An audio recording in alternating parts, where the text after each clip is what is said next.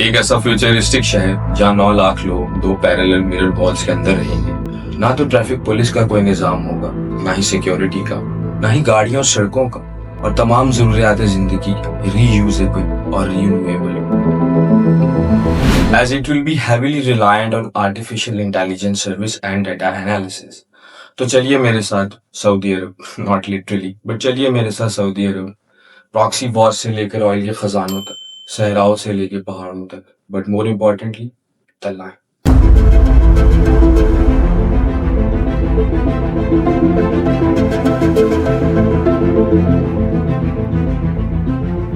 The line आखिर है क्या? सऊदी अरब इतना पैसा क्यों फेंक रहा है और आखिर इसका पर्पस क्या है?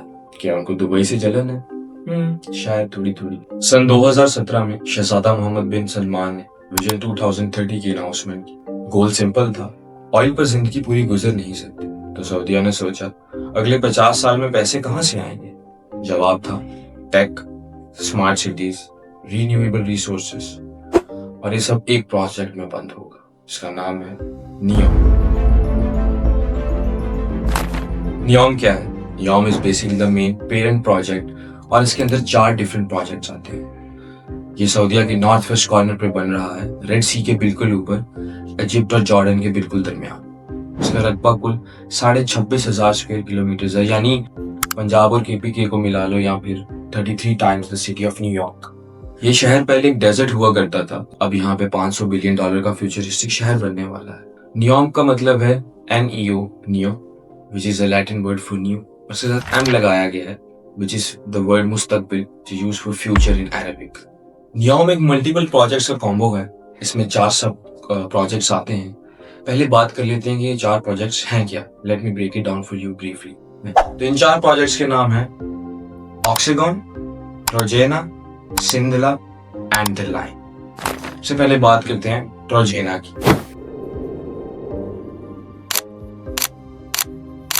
ट्रोजेना एक माउंटेन स्कीइंग रिजॉर्ट है, बेसिकली टू अट्रैक्ट टूरिज्म। यहाँ पे टूरिस्ट आएंगे और सऊदी उनको स्नो स्कीइंग करवाएगा। This will be the first outdoor skiing resort in the Gulf region. और सऊदीया एम कर रहा है 2029 की एशियन गेम्स को होस्ट करने का, and it will help with that too. जहाँ बेसिकली टूरिस्ट आएंगे, पैसा फेंकेंगे और शेख अपना चूल्हा जला पर। फिर आता है सिंथला, रेड सी में लग्जरी यॉचेस, हनीमून एक्सपीरियंस, लग्जरी आइलैंड। ये बेसिकली राइवल करेगा कैरिबियन यॉचिंग एक्सपीरियंस को। लेकिन ये बात याद रहे कि इस प्रोजेक्ट को आज से 4 साल पहले मुकम्मल हो जाना चाहिए था। ये ऑलरेडी अपनी इब्तिदाई मुद्दत से 4 साल एक्सीड कर चुका है और अपने बजट से 3 गुना। एक जराये के मुताबिक जब ये कंप्लीट हो जाएगा तो यहाँ 2400 टूरिस्ट पर डे एक्सपेक्ट किए जाएंगे। ऑक्सीगन दुनिया का सबसे बड़ा फ्लोटिंग सिटी होगा। Smart logistics, robots and automated ports. यहाँ बेसिकली सरमायाकार आएंगे, पैसा फेंकेंगे और इन्वेस्टमेंट्स करेंगे। स्ट्रेटेजिक लोकेशन जान के इसको रेड सी कोस्ट पे पेश किया गया है ताकि स्यूज कैनाल के करीब हो सके। इस प्रोजेक्ट का मकसद है कि सऊदी अरब को 2026 तक 90% कार्बन फ्री और वेस्ट रिसाइकलेबल कंट्री बनाना है, and powered by renewable energy resources. NEOM का प्रोजेक्ट पूरा AI ड्रिवन होगा। नो कार्स, सिर्फ high speed transit.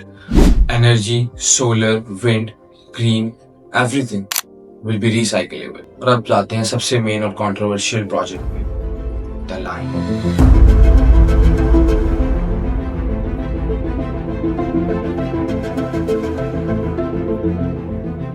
The line एक लीनियर शहर होगा, 170 किलोमीटर लंबा, 500 किलोमीटर ऊंचा और 200 किलोमीटर चौड़ा। यानी पूरा शहर एक लीनियर ग्लास वॉल के अंदर बंद होगा। जैसे हमने पहले बात की, ऑयल पर तो पूरी जिंदगी बसर हो नहीं सकती, उसके लिए बहुत सा पैसा चाहिए। पैसा कैसे आए?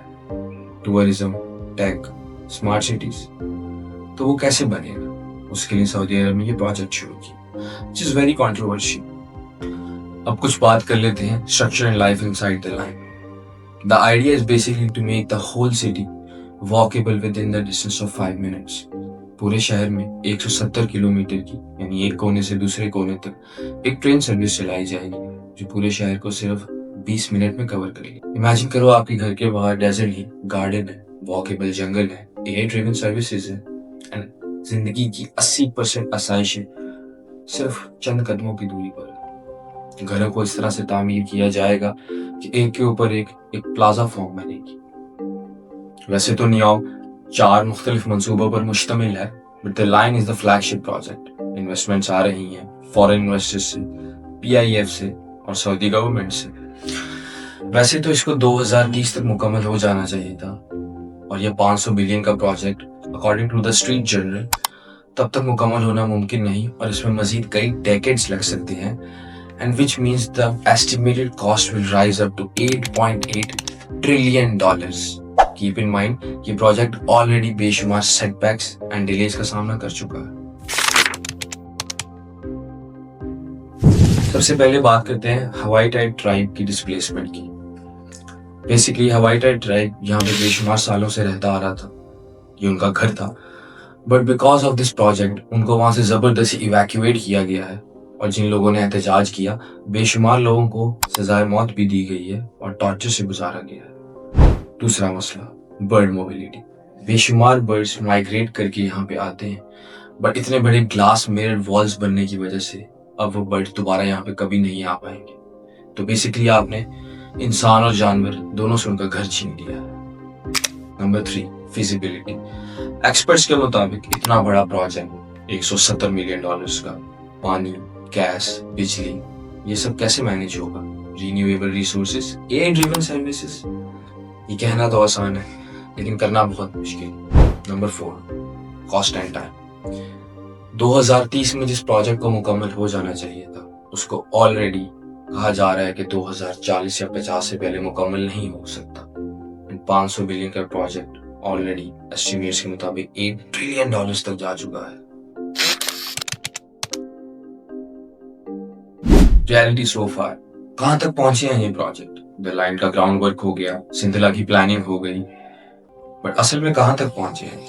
अकॉर्डिंग टू रिपोर्ट्स सिर्फ 2.5% कंस्ट्रक्शन अभी तक हुई है द लाइन की। कीप इन माइंड इस प्रोजेक्ट को खत्म होने की मुद्दत में और इसकी इब्तिदाई मुद्दत में सिर्फ 4 साल बाकी रहे। अब 2 ऑप्शंस हैं हमारे पास कि क्या होगा फर्दर इस प्रोजेक्ट के। ऑप्शन नंबर 1, जान तो द लाइन बन जाएगा, सारी सिटीज को आउटस्मार्ट कर देगा और सारे शहरों का नक्शा बदल देगा और सऊदीया जो चाहता है वो हासिल कर लेगा।